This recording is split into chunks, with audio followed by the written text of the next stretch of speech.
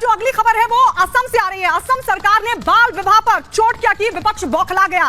विपक्ष अब इसे धर्म का रंग दे रहा है और विपक्ष की तरफ से लगातार इस पर सियासी बवाल खड़ा कर दिया गया है। कुप्रथा पर जिस तरीके से हेमंता सरकार की तरफ से प्रहार किया गया है, लेकिन इस सबके बीच जब विपक्ष ने तमाम सवालों की बौछार की तो हेमंता सरकार ने भी दिया कड़ा जवाब। देखिए इस रिपोर्ट के जरिए। तब 2026 तक मैं खत्म कर दूंगा असम में, होगा ही नहीं। और 3 साल दीजिए, मैं 3 साल में इसको खत्म कर दूंगा।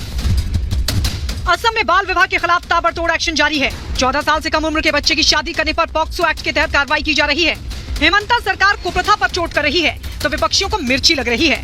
विपक्षी दल के नेता इसे मुस्लिम विरोधी एजेंडा बता रहे हैं। जो शादी हो चुकी है उस लड़की का क्या करेंगे अब आप? क्या करेंगे लड़की को आप? कौन देखभाल करेगा उसका? चाहे किसी समुदाय के हो, कौन देखभाल करे? 6 साल से तो आपकी सरकार है ना। आप 4000 केसेस बुक कर लिए, अभी और 4000 करने का आप बोल रहे हैं, तो फिर क्या करेंगे? फिर कौन देखेगा उसको? उस बच्चे को कौन देखेगा? ये आसाम में बीजेपी की सरकार जो है एक बायस सरकार है मुस्लिम्स के लिए। वहीं सीएम हेमंता इसे उनकी ही नजर में खोट बता रहे हैं। बच्चियों के लिए किए जाने वाले इस काम को सेक्युलरिज्म का सबसे अच्छा उदाहरण बता रहे हैं। बोल ही दिया हूँ कि ये सच्ची नहीं है। इसमें हम हिंदू मुसलमान देखा ही नहीं। हम तो खाली मेरा बेटी का ऊपर देखा कि मेरा 14 साल 12 साल का बेटी को आपने क्यों जुर्म किया। तो हमारा नजर में हिंदू मुसलमान नहीं है, अपोजिशन का नजर में हिंदू मुसलमान है। असम में लोकसभा चुनाव जीतने के लिए हमें कुछ नहीं करना है। घर में आज भी सो भी जाऊं मैं, तब भी मोदी जी को लोग वोट देगा।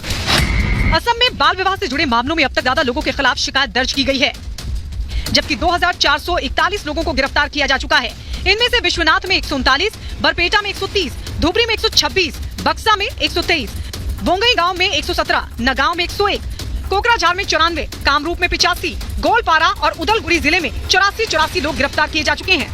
हेमंता सरकार की पुलिस के सख्त एक्शन से न केवल लोगों में हड़कंप मचा है बल्कि सियासी बवाल भी खड़ा हो गया है।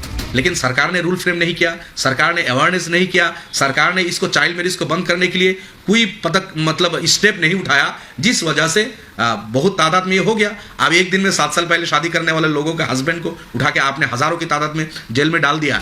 विपक्षी सवाल उठा रहे हैं तो वहीं राष्ट्रीय बाल अधिकार संरक्षण आयोग ने हेमंता सरकार के इस कदम की सराहना की है। एनसीपीसीआर के अध्यक्ष प्रियांक कानूनगो ने सवाल उठाने वालों को कड़ा जवाब भी दिया।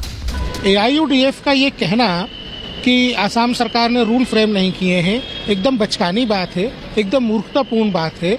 कम से कम बच्चों के मामले में राजनीतिक दलों को संवेदनशील होना चाहिए। चाइल्ड मैरिज एक्ट और पॉक्सो एक्ट ये सेंट्रल एक्ट्स हैं। इनके मॉडल रूल्स भारत सरकार ने ऑलरेडी नोटिफाई किए हुए हैं।